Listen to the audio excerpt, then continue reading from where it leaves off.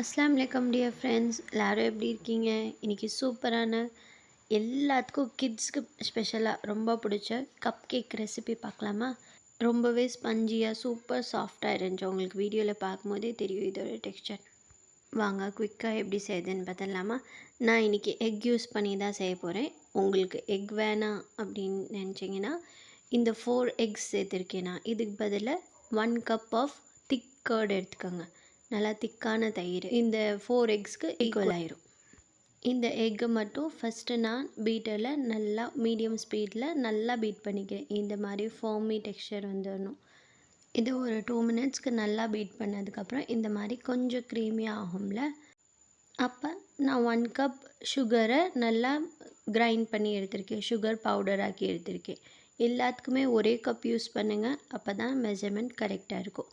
Cake பொறுத்தளவு measurement எப்போவுமே கரெக்டாக இருக்கணும், அப்போ கேக் பர்ஃபெக்டாக வரும். கொஞ்சம் கொஞ்சமாக சுகர் சேர்த்துக்கிறேன். நான் 2 பேட்சாக சேர்த்துக்கிட்டேன். ஃபஸ்ட்டு ஒரு ஹாஃப் சுகர் சேர்த்துட்டு இதையும் நல்லா பீட் பண்ணிடணும். எந்த கப் யூஸ் பண்ணுறீங்களோ அதில் ஃபஸ்ட்டு ட்ரை இன்க்ரீடியண்ட் எல்லாமே தனியாக எடுத்து வச்சுக்கோங்க. ஃபஸ்ட்டு சுகர் மெஷர் பண்ணி அதை கிரைண்ட் பண்ணி வச்சுக்கோங்க. அதுக்கப்புறம் 2 cups of all purpose flour மைதா அது ஒரு பவுலில் எடுத்து வச்சுட்டு அதில் 2 teaspoon baking powder, 1/2 teaspoon baking soda, அப்புறம் 1/2 டீஸ்பூன் சால்ட், இதை எல்லாத்தையும் ஜலிச்சு ஒரு இதில் வச்சுக்கலாம். இப்போ நம்ம சுகர் எல்லாமே நல்லா இது கூட நல்லா பீட் பண்ணிடணும். பீட் பண்ணதுக்கப்புறம் க்ரீமியான டெக்ஸ்சர் கிடைக்கும். இப்போ இதில் 1 டீஸ்பூன் வெனிலா எசன்ஸும் 1 டீஸ்பூன் பைனாப்பிள் எசன்ஸ் ரெண்டும் சேர்த்துருக்கேன். ரெண்டும் சேர்த்தோம்னா நல்லா டேஸ்ட் சூப்பராக கிடைக்கும். பேக்கரியில் இருக்கிற டேஸ்ட் மாதிரி இருக்கும். இதில் 1/2 கப் அதே கப்பில் 1/2 கப் கீ இல்லாட்டி பட்டர், மெல்ட் பண்ண பட்டர் சேர்த்துருக்கேன். உங்கள்கிட்ட பட்டர் இல்லாட்டி நீங்கள் கீ யூஸ் பண்ணிக்கலாம். கீ இல்லாட்டி ஆயில் கூட யூஸ் பண்ணிக்கலாம். ஆயில்னால் அது எந்த ஃப்ளேவர் இல்லாத ரீஃபைன் ஆயில் அந்த மாதிரி இருக்கணும், ஃப்ளேவர்லெஸ் ஆயில். இப்போ எல்லாத்தையும் 1 மினிட் வரை பீட் பண்ணிவிட்டு இப்போ இதுலேயே ட்ரை இன்க்ரீடியன்ட் சேர்த்துடலாம். நான் ஃபஸ்ட்டு ஜலிச்சு வைக்கல, அதனால் இப்போவே அந்த எடுத்து வச்சுருக்கிறதுல 1/2 பேட்ச் போட்டு இப்படி ஜலிச்சு பீட் பண்ணுறேன்.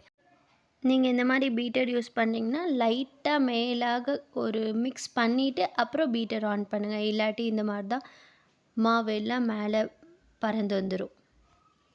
இதே மாதிரி இது பீட் பண்ணதுக்கப்புறம் ரொம்ப நேரம் பீட் பண்ணக்கூடாது. நம்ம ட்ரை இன்க்ரீடியன்ட் போட்டதுக்கப்புறம் லைட்டாக அது மிக்ஸ் ஆகிற அளவு மட்டும் பீட் பண்ணால் போதும். இதே மாதிரியே இன்னும் ஒரு 1/2 இருக்கிற பேட்சை போட்டு மிச்சம் இருக்கிற பால் ஊற்றி இதே மாதிரி பீட் பண்ணி வச்சுக்கணும்.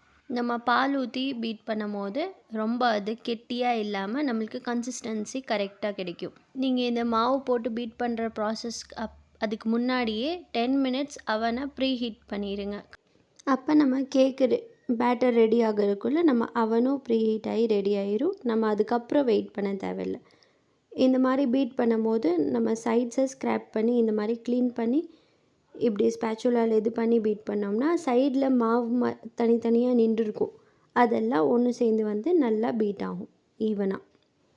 அவ்வளோதான். இதுக்கு மேலே நம்ம இன்னும் இதை பீட் பண்ண தேவையில்லை. எல்லாத்தையும் ஒரு நல்ல குட் மிக்ஸ் கொடுத்துட்டோம்னா இது முடிஞ்சு. இப்போ நான் 4 ஸ்பூன் தனியாக எடுத்து வச்சுக்கிறேன். இதில் கோகோ பவுடரும் லைட்டாக 2 ஸ்பூன் மில்க் போட்டு மிக்ஸ் பண்ணி வச்சுக்க போகிறேன். ஏன்னா இதுக்கு நான் மேலே மார்பிள் மாதிரி ஒரு டெக்ஸ்சர் டிசைன் வரணுங்கிறதுக்காக நான் இப்படி பண்ணுறேன். உங்களுக்கு வேணும்னா நீங்கள் இந்த ப்ராசஸ் பண்ணலாம், இல்லாட்டி ஸ்கிப் கூட பண்ணிக்கலாம். அப்படியே ஊற்றுனீங்கனாலும் சூப்பராக வரும், வெனிலா ஸ்பாஞ்ச் கேக் மாதிரி. அவ்வளோதான் ஃப்ரெண்ட்ஸ். இதை நான் என்னோடய கப் கேக் மோல்டில் ட்ரான்ஸ்ஃபர் பண்ணிடுறேன். எல்லாத்துலேயும் 1.5 ஸ்பூன் ஊற்றிருக்கேன். ஏன்னா ஃபுல்லாக நிமிர ஊற்றுனோம்னா அது பேக் ஆகி மேலே பஃபி ஆகி வரும்ல, அப்போ அது கீழே கொட்டி விழுந்த மாதிரி வரும், ஷேப் நல்லா வராது. அதனால் நம்ம கொஞ்சம் கேப் விட்டு தான் அதை ஃபில் பண்ணணும். இந்த அளவு ஒரு 3/4 அளவு ஃபில் பண்ணால் போதும், ஹாஃபோடு கொஞ்சம் மேலே. இதுக்கு மேலே நான் இப்போ மிக்ஸ் பண்ணி வச்சுருந்தேன்ல சோக்கோ பவுடர் பேட்டர், அதை இந்த மாதிரி டிசைன் கொடுத்து, எனக்கு எப்படி டிசைன் கொடுக்கணும்னு தெரியல, எனக்கு தெரிஞ்ச மாதிரி ஓரளவு இப்படி அப்படி பண்ணி ஒரு டிசைன் பண்ணிட்டேன். அது நெக்ஸ்ட் டைம் பண்ணால் இன்னும் பெட்டராக பண்ணுவேன். இது ஃபஸ்ட் டைம் எப்படி டிசைன் பண்ணனால கொஞ்சம் மிஸ்மேட்ச்டாக வந்திருக்கு. But it's okay. டேஸ்ட்டில் செம்மையாக இருந்துச்சு. அவ்வளோதான், நம்மளுக்கு டேஸ்ட் தான் முக்கியம். இந்த மாதிரி டிசைன் போட்டதுக்கப்புறம் இதை ஒரு டூத் பிக் இல்லாட்டி ஒரு ஷார்ப்பான ஒரு ஸ்டிக் மாதிரி அதில் வச்சு இதை நம்ம இந்த மாதிரி நான் வீடியோவில் காமிச்சிருக்க மாதிரி ஏதாச்சும் ஒரு ஷேப் பண்ணி விட்டோம்னா அது ஒரு டிசைன் மாதிரி க்ரியேட் ஆகும். அவ்வளோதான் ஃப்ரெண்ட்ஸ், இந்த பேட்டர் ரெடி ஆயிடுச்சு. நம்ம மோல்ட்லேயே ஊற்றியாச்சு. இனி இது பேக் ஆகிறதுக்கு ரெடி. இப்போ நான் அவனில் வச்சிடுறேன். வச்சுட்டு இதை 180 டிகிரியில் 20 to 25 மினிட்ஸ் உங்கள் அவன் எப்படி இதாகுமோ ரெஃபர் ஆகலாம். வேறு அவனுக்கு நான் 20 to 25 மினிட்ஸ் வச்சுருந்தேன். சூப்பராக பேக் ஆகி வந்துடுச்சு ஃப்ரெண்ட்ஸ். செம்மையாக சுட எடுத்துட்டேன். அதனால நம்ம செம்ம சூடாக இருந்துச்சு. இதை பிச்சு காமிக்கிறே பாருங்கள், எப்படி இருக்குன்னு உங்களுக்கே புரியும். செம்ம சாஃப்ட் அண்ட் ஸ்பாஞ்சியாக சூப்பராக வந்துருந்துச்சு. நான் செம்ம ஹாப்பி ஆகிட்டேன். எங்கள் வீட்டில் இருந்த கிட்ஸ்க்கும் எல்லாத்துக்கும் ரொம்ப பிடிச்சிருந்துச்சு. நான் மிச்சம் இருக்கிற கொக்கோ பவுடர் பேட்டரை அதே மிச்சம் இருக்கிற பேட்டரில் ஊற்றி மிக்ஸ் பண்ணிட்டேன். கொஞ்சம் சாக்லேட்டி ஃப்ளேவர் கிடைச்ச மாதிரி இருக்கும்ல, அந்த கப் கேக் தனியாக நெக்ஸ்ட் பேட்ச் செஞ்சுட்டேன்.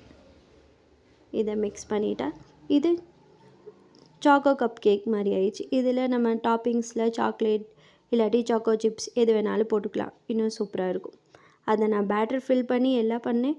லாஸ்ட்டில் ரெடி ஆனதை வீடியோ எடுக்க விட்டுட்டேன், அதனால் அதோட கிளிப் இதில் இருக்காது. கண்டிப்பாக இந்த ரெசிபி சூப்பராக இருந்துச்சு. No fail recipe. நீங்கள் எப்போ யார் வேணாலும் ட்ரை பண்ணலாம், பிகினர்ஸ் கூட ட்ரை பண்ணிங்கன்னா கண்டிப்பாக எனக்கு கமெண்ட் பண்ணுங்கள்.